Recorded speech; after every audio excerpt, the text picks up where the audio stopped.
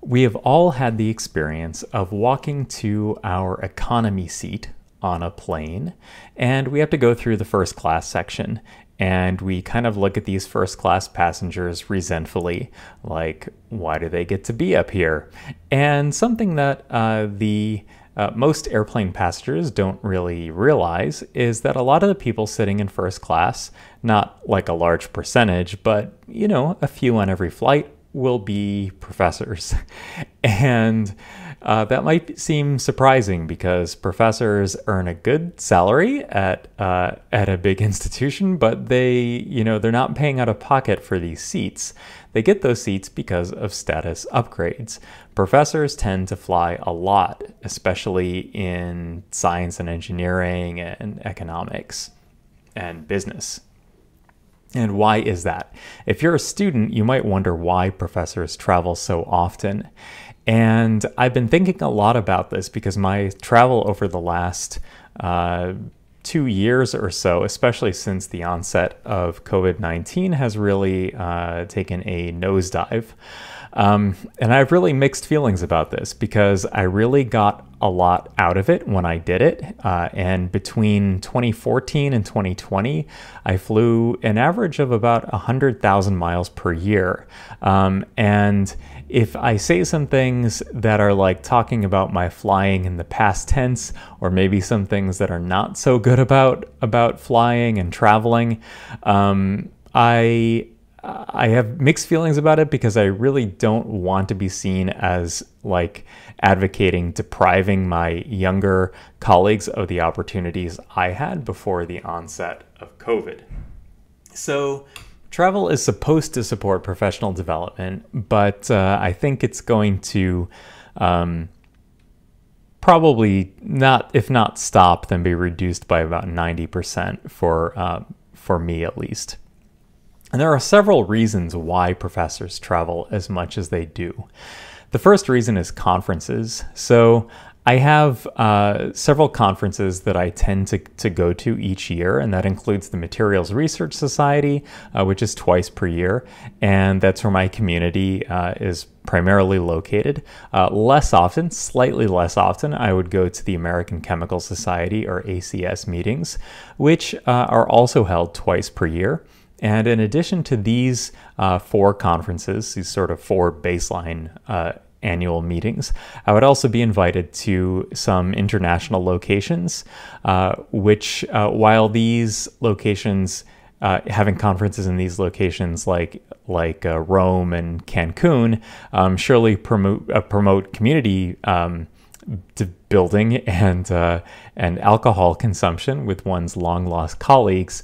It seems kind of gratuitous to be spending grant dollars or research gift dollars on this kind of travel. That said, some of this travel is definitely not gratuitous, and has significant components of closing international equity gaps, which is really a fantastic thing, like a trip to, say, Vietnam that I went on in 2019 to a location where the students really don't get to travel outside the country, and to rural India for the same purpose.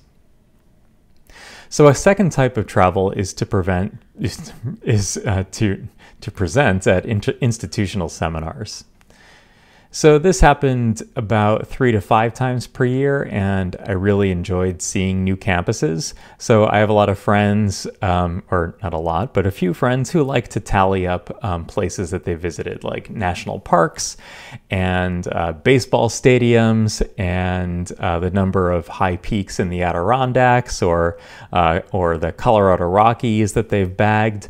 So I enjoyed that aspect. Like, I've seen a lot of campuses. I've been to a lot of faculty clubs. But these trips were also exhausting. For example, a trip to the East Coast basically always required an early morning departure and layover somewhere in the middle of the country, like Chicago or Dallas, and slightly mentally out of it, dinner with a colleague that night. However, I generally enjoyed doing this. Sometimes I'd be invited by somebody I didn't know too well, and sometimes these meetings were great, and sometimes they were insufferable. I never or rarely knew what I was going to get myself into. I preferred to be invited by like friends, so like colleagues from grad school and postdoc and even undergrad sometimes. And sometimes I really wanted to visit a place, like I wanted to see a particular campus. So once you get there and you're sleep deprived, and then the next morning, so this is what sort of happens when you see a seminar speaker in your department. They didn't just show up, right? They've probably been traveling for a long time, and if it's a cross-country trip, their trip probably started early the previous morning. So the next day, you give your talk and you meet with maybe 10 or 12 separate faculty meetings, and then breakfast, lunch, and dinner, sometimes meeting with students, which are actually my absolute favorite part of institutional travel, is meeting with students at other institutions. And those days, the sort of the main event day, the middle day, sometimes it starts at 8 a.m. And if you're coming from the West Coast, it's your 5 a.m. Because and so you wake up early and you're jet lagged. And but you know, even parts of this lifestyle were kind of exciting. You felt a little bit like a rock star. But there were downsides as well that I'll get into. So a third type of meeting involves going to Washington, D.C., and that's for one of two purposes. The first purpose is as a grant reviewer, where either the NSF or NIH asks you to read maybe 8 to 12 grant applications and then discuss the merits of each application with a panel over the course of a day or a day and a half. And of those 8 to 10 grant applications, maybe a depressing 10 to 15% of them will ultimately get funded. So maybe one, or if you had a lot of good ones in your panel, maybe 2 of the ones that you reviewed might actually get funding. Another type of trip to Washington, D.C., let's say that this is reason to travel number 3.5, involves some type of travel in relation to the grant that you received from that agency. So there might be some type of progress report meeting or some type of symposium of the other people that got that grant or that were part of that fund manager or program manager's portfolio. So there are some rare types of travel that might include sitting in on a colleague's thesis defense.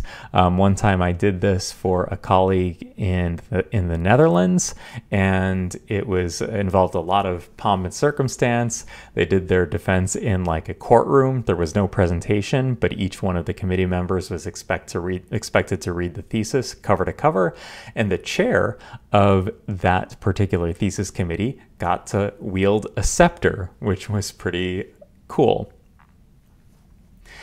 In all, so all of this type of travel ended up being, like I said, around 100,000 miles per year for 4-ish years.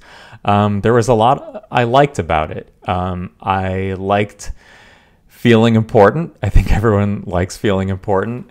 I liked being somebody's guest. I liked seeing long-lost friends. I liked sharing scientific discoveries. I liked that I could sit in a session at the MRS meeting and then not have to read those papers, since the talks give you the gold coins. And recently, I rather liked being recognized for my YouTube videos by students. I also like seeing new places. So in my travel, I think I've been to 26 states and 26 countries. And I even liked planes and got to enjoy the smell of jet exhaust on the jetway. I liked status upgrades. I liked watching the app for the LipD entry to rise in the rankings until finally I would or more likely not get the status upgrade check mark to first class. Although I hated the feeling of being the next one down from the upgrade. So there's a big difference between the first class experience and the economy experience, and being robbed of it at the last minute always made me upset. However, sometimes you'd be sitting in economy and you would not have the check mark, but maybe somebody's flight who had first class was never showed up for the connection. They missed the connection, and then they would come back and say, "Mr. Lipomi, come to the front." And those were always very nice moments. Sometimes your domestic status would give you access to super swanky airline lounges and spa services and showers in far-off locations. Regarding planes, I liked the long stretches of time with no internet access, when it was possible to get through one or more student papers in one sitting. I could also use that time to crank out letters of recommendation. That was my absolute favorite time to do that. However, I did find that it was pretty difficult to do work on a plane with the high levels of white noise, the interruptions, the dry eyes, the evaporated, desiccated cuticles and hangnails that I would inevitably get after a long plane ride. Maybe that's just me and my deficiency. The elevated heart rate due to the elevation changes. So those things were not great, but there were some other nice aspects of travel. I enjoyed the whole infrastructure around airline transportation. So for example, there is a cab driver in San Diego whom I called for almost every trip. In fact, our families have become kind of friends. We exchange cards on holidays and for kids' birthdays and stuff, and it's really become nice. There's a really nice, comforting relationship that we developed over those twice monthly early morning airport runs that left at 4:30 in the morning for like 5-6 years time. And similarly, I liked getting to the destination airport and getting into the cab or the Uber or the Lyft and asking the driver about the city or town that I was in, what were the cultural opportunities, and what were people excited about in the town. So my travel fell off a lot in the last 2 years. I really only have flown once for work since the birth of my daughter in May 2019, and that trip was for a trip to the Air Force Research Lab because I'm part of the program for the Air Force Office of Scientific Research that deals with organic materials, and that was really the only work trip. Even before that, I only scheduled one new work trip after finding out that my wife was pregnant in September 2018. And I really just felt that I needed to be home. I needed to be home to help her through a sometimes difficult pregnancy. I needed to be home to paint the upstairs of the house, to get the kids' room ready, to buy all the baby stuff, to go with my wife to ultrasound appointments, and more importantly, to share in the delight of that whole process. So once our daughter was born, if I traveled, it would, I would have missed all those once ever baby milestones, and also have to leave my wife alone with our baby. And even conference travel felt extraordinarily self-indulgent.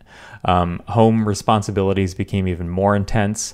Having a young child is really relentless.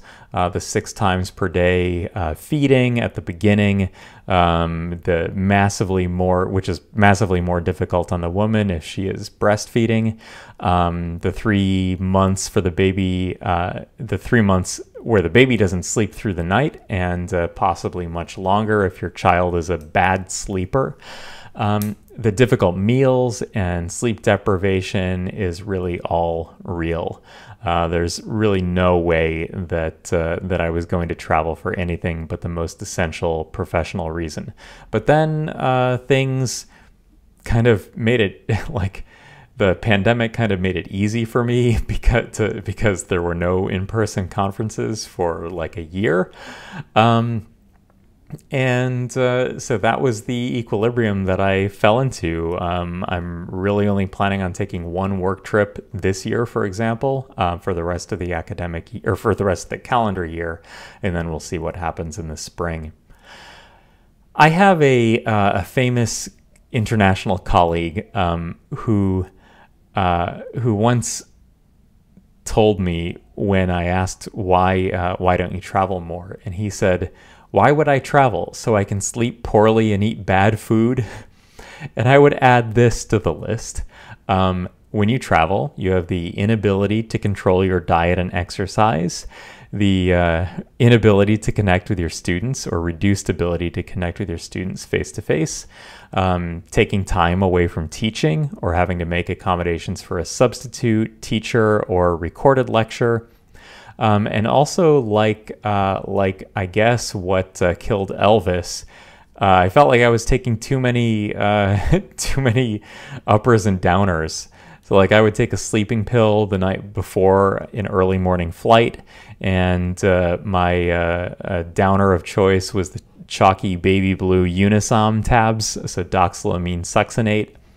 As opposed to the pink Benadryl pills, which are diphenhydramine HCl, which have a much shorter half-life in the body, but I don't think they work nearly as well. Even if I got 7 hours of sleep, the Unisom would still be on board, and I would still wake up feeling groggy. I'd eat a banana or a protein bar just to get my digestive system working before getting on a plane, if you know what I mean. And then once I got there, because talking to scientists that you don't know, and if you're biologically, psychologically an introvert, it's always a lot easier to drink too much beer to lubricate those discussions, and then having the general effects of alcohol and its metabolic consequences interfere with your sleep even more. And then, because you can't sleep because you've had all that alcohol, taking a sleeping pill again to compensate, and then feeling groggy the next morning, and having to caffeinate at the hotel Starbucks, for example. So once COVID struck, even if I wanted to travel, it would have been highly inadvisable to do so.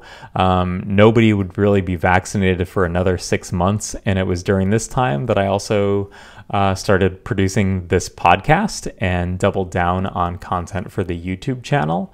So I took remote teaching. I also took remote teaching very seriously. There's a lot of stuff from remote teaching that I'd like to incorporate into my own in-person classes, starting in a couple of weeks at the time that this episode is recorded. And while remote conferences were in general not a great experience, there were some exceptions. And I've begun some collaborations as a result of these remote interactions. I also feel that I've been able to engage on social media more fully. So the subscriber base of my YouTube channel has increased from 3,000 to more than 10,000 during COVID, and Twitter has taken the place of casual conversation in conferences, although scientific discussions are a lot more difficult to have on Twitter than they are in person for obvious reasons, although you can always take those conversations offline, or rather online, to a different venue where you can write more than 280 characters. So I don't really ever intend to fly 100,000 miles per year ever again, probably only like a quarter of that max. And I'll probably only do select international travel for work. Mostly I would want to fly internationally on family trips as opposed to work trips. It just feels too self-indulgent and selfish otherwise to my family to do that kind of international travel, at least when my daughter is this age. So I realize that to some ears this may sound hypocritical. So I'm now in my 10th year as a PI. I've had the benefit of travel before I had children and before COVID. And so the question is, am I really advocating that younger academics should not travel? No, but I think we can be a lot more targeted. Also, the expectation of frequent travel reveals significant inequities in the other direction. For example, particularly for parents of young children, particularly for mothers. Overall, by not traveling, I found that I'm sleeping better, spending more time with my family, eating healthier, exercising more, and I have more time for deep creative work. Also, by not traveling, I'm not spending precious grant funding and also doing all the not doing all the administration involved in booking flights, hotels, ground transportation, reimbursement afterwards, taxes on honoraria and stipends. Boo. And in general, I am happier. So what once seemed unthinkable is the new normal. People found a way to adapt during COVID, and I think there is a lot to look forward to in a hybrid academic life.